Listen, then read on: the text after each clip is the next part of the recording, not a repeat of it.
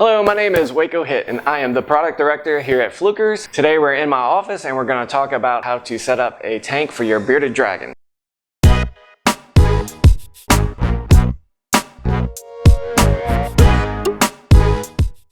If you look on our website, we have a care sheet specifically for the care of bearded dragons. You can look at that and get specific information. Today we're just going to give a general overview on the basic setup for your dragon.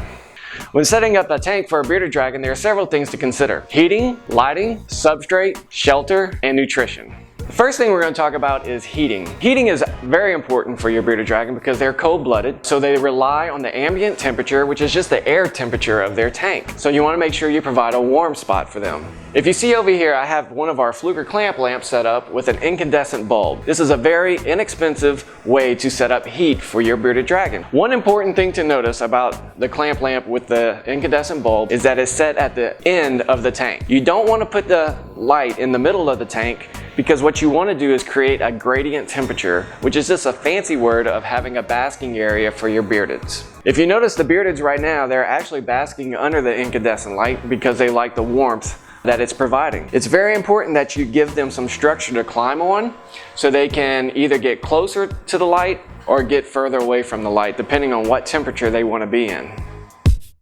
If you notice in our tank, we have two different thermometers mounted to the back, one at each end of the tank. It's very important to have more than one thermometer to help you know what the temperature is on either side of the tank. Here is our warm side, here is our cool side.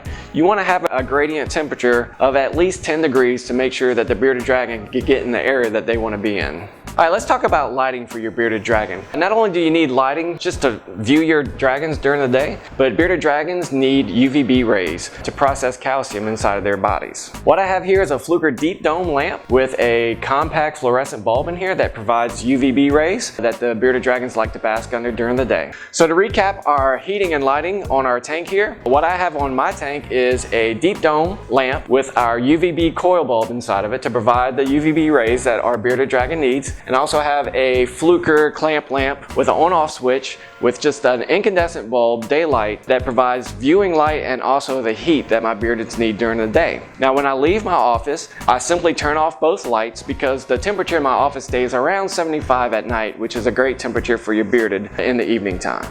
Alright, let's talk about substrate for your bearded. There's plenty of substrates out on the market and many are good for your bearded. Right here I have some cypress bedding. I love the way it looks and it helps retain a little bit of moisture for these beardeds because they're babies and they need just a little bit more moisture in their enclosure. Other popular substrates for bearded dragons include a bark bedding, sand bedding, and even a plain carpet liner. Alright, let's talk about shelter for our bearded. If you see here, I have a half log set up in this corner. You'll see the beardeds go underneath it every now and then, sometimes at night. You just want a place for the bearded to feel secure if they're getting nervous during the day for some reason.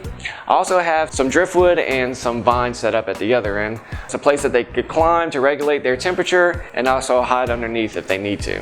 Beardeds, just like other animals, need fresh water provided to them daily. If you notice in our tank, we have a Groovy Lagoon bowl buried in the substrate that is filled with fresh water daily. The bearded dragons drink from it and they also like to soak in it too. So make sure you provide them a deep enough bowl for them to fit in. And we also have a corner bowl over here that has their diet in it for the day.